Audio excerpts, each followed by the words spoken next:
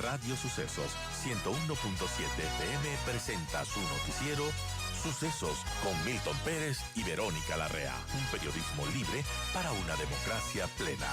Los hechos y las opiniones de los sucesos que marcan nuestro tiempo.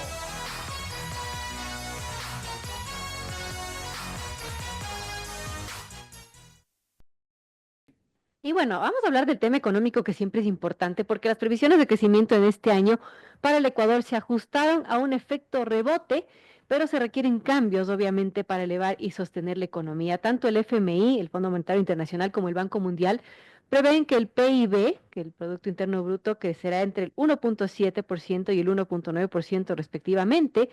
Hay muchos desafíos internos y efectos de la guerra comercial internacional que obviamente serán determinantes. Y bueno, después de experimentar una contracción del 2% del PIB en 2024, se prevé que la economía ecuatoriana se recupere en este año. No obstante, el país aún debe, como mencionaba, enfrentar algunos desafíos, tanto internos como externos, para poder encaminarse por una senda de crecimiento sostenido.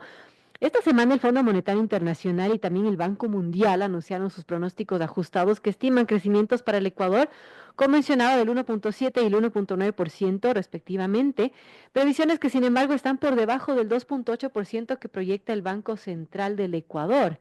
Y bueno, ¿qué pasará con la economía del Ecuador en este 2025? ¿Qué podemos esperar también de los desafíos que tenga también el presidente reelecto Daniel Noboa? Estamos con Verónica Artola, quien fue gerente del Banco Central del Ecuador, además es economista, asesora económica, especialista en inclusión y educación financiera, consultora en finanzas sostenibles y temas de género. Gracias, Verónica, por acompañarnos, gracias por aceptar esta entrevista. Y bueno, ¿cuál es su visión de lo que le espera a la economía ecuatoriana, tomando en cuenta estas previsiones de crecimiento que han hecho pues estos dos grandes del FMI, el Banco Mundial, y también tomando en cuenta la guerra comercial que se vive entre Estados Unidos, entre China y entre toda esta locura que está pasando con los aranceles? Gracias, Verónica, nuevamente, y escuchamos su criterio. Muchas gracias, Verónica, a ustedes por la invitación. Muy buenos días a todas las personas que también nos están escuchando y viendo en este momento. Como usted lo acaba de decir claramente, creo que el año 2025 va a tener muchísimos retos en el tema económico para el Ecuador. Primero, porque efectivamente creo que esas previsiones de estos dos organismos multilaterales, más que por una política económica fuerte, clara, de una reactivación interna, es por un efecto rebote. Si el año pasado decrecimos en 2%, lo mínimo que podríamos esperar este año es que justamente podamos crecer algo más. Creo que la previsión del Banco Central es más optimista, llegar al 2,8%, que Claro. creo que si queremos llegar a eso necesitaríamos hacer algunas reformas importantes. Y si desagregamos un poquito, ¿no es cierto?, esa información y vemos, por ejemplo, lo que dice el Banco Central y que lo hemos conversado en algunas ocasiones, la variable que más contribuiría para llegar a ese crecimiento es el comportamiento de las familias. El Banco Central dice que va a crecer en casi un 1,7% solamente el consumo de las familias, pero ahí la pregunta es, ¿cómo vamos a hacer eso en una economía o en un país donde todavía hay una inestabilidad jurídica, una inestabilidad institucional? No tenemos una claridad de cuál va a ser incluso los derroteros más grandes que va a tener el presidente Noboa en este nuevo periodo. Y todavía yo creo que a nivel internacional están viendo, ¿no? ¿Qué va a pasar para atraer estas inversiones? Más toda esta locura que usted dice, creo que el mundo ha cambiado totalmente en la guerra arancelaria también. Entonces, creo que eso nos pone en un factor complejo. Y si a eso le sumamos, que yo siempre insisto, hay que analizar el tema estructural, este comportamiento de la economía, que no crecemos de manera sostenida, no es de ahora, no es de hace un año, no es de hace 2 años, es ya básicamente desde el año 2014, donde la economía no ha logrado encontrar este punto adecuado. Entonces, para mí, realmente mi perspectiva es que si seguimos haciendo las mismas cosas, eso quiere decir o que solo sea el sector público el que reactive la economía, o que sea solamente el sector privado, no lo vamos a lograr. Ya hemos visto que en los años donde tuvimos un gobierno donde hizo muchísima inversión, tampoco funcionó, porque vino una pandemia y nos dimos cuenta que esos cambios que supuestamente eran estructurales no fueron estructurales. Entonces se gastaron, no se invirtieron, se gastaron muchos recursos en temas que no han sido. y después quisimos ir achicando el Estado, Claro. dijimos, ok, entonces creció mucho, achiquémosle y tal.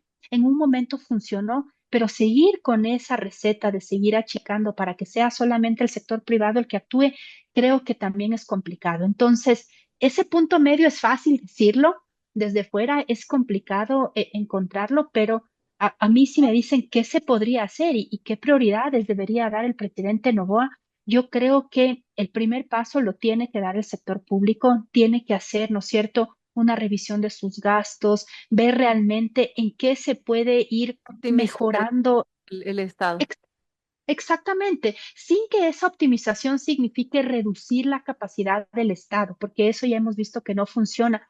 Entonces, una vez que algo pueda el Estado poner de parte, creo que ahí es donde la empresa privada tiene que entrar y darle con muchísima fuerza en estos próximos 4 años el tema de alianzas público-privadas. Yo no creo que el Estado ya tiene la suficiente cantidad de dinero como para hacer inversiones grandes, pero el sector privado sí, pero yo no voy a invertir en un país donde no tengo seguridad jurídica ni institucional. Entonces, creo que esos elementos son los claves que el próximo gobierno, bueno, el mismo gobierno, pero que en estos nuevos 4 años ya tendrá que enfrentar para que la economía en el 2025 logre estabilizarse. Yo no creo que crecer mucho más y el 2026 realmente sea el año en que la economía pueda ya repuntar un poquito más. Bueno, muy importante. Ahora, respecto a estos desafíos que tiene el nuevo presidente, ¿qué reformas tendría que hacer a corto, mediano y largo plazo, Verónica, para que, bueno, la economía del país se encamine bien, que no dependa mucho de estos temas internacionales, también de esta guerra comercial que está y que obviamente nos va a afectar, pero ¿qué tendría que hacerse quizás casa adentro, además de optimizar el Estado, optimizar todos estos ministerios, todos estos gastos también que se tienen? A ver, yo creo que es súper importante dos o tres elementos claves. Primero, ¿no es cierto? Creo que tiene que centrarse en esto que decíamos inversión, pero inversión en qué sectores. Yo me centraría en aquellos sectores donde genero más producción y que tengo más encadenamientos de empleo, y esos sectores son construcción, agricultura y comercio. Y de alguna manera centrarnos, ¿no es cierto?, en aquellos que me da seguridad alimentaria y también que me dan seguridad energética. Entonces, centrarnos en esos dos elementos para poder traer. La otra, recuperar la institucionalidad. Creo que en el Ecuador estamos tan desinstitucionalizados que ya no creemos en las instituciones. Hay unos estudios súper interesantes de Latinobarómetro que nos dice que más bien el 60% de la gente ve bien saltarnos la norma para conseguir algo.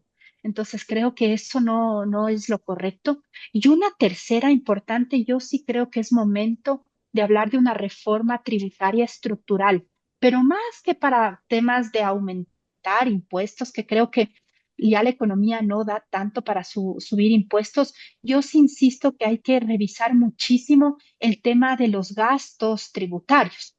Justamente el día de ayer, el presidente del Colegio de Economistas de Pichincha me compartía una información y, por ejemplo, si nosotros analizamos por quintiles de ingreso, las personas que más se benefician en estas exoneraciones del IVA son los deciles de más ingresos. Por ejemplo, en educación, el 71% de las personas del decil más rico es el que se beneficia de las exoneraciones y solamente el 4% las personas que tienen menos ingresos.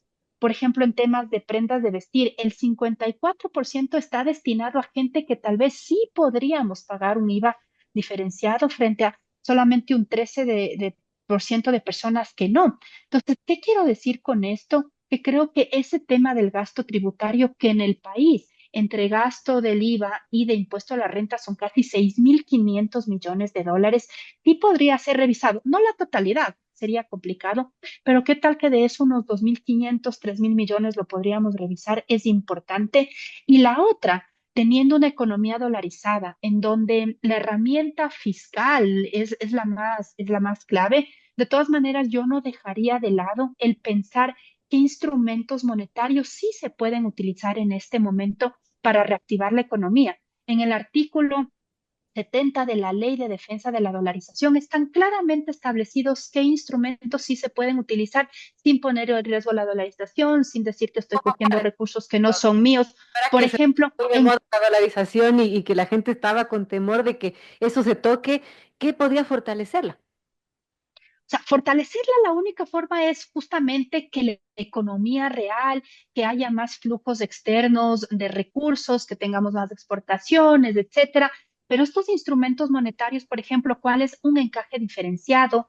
Hacer, ¿no es cierto?, fideicomisos que me permitan a mí financiar al sector de la construcción, por ejemplo, a través de una tasa de interés más baja y con eso ayudar. Entonces, creo que eso es elemento y tal vez un cuarto reto que no lo analizamos mucho, Verónica, y que a veces los economistas nos quedamos solamente en el tema fiscal, es el sector financiero.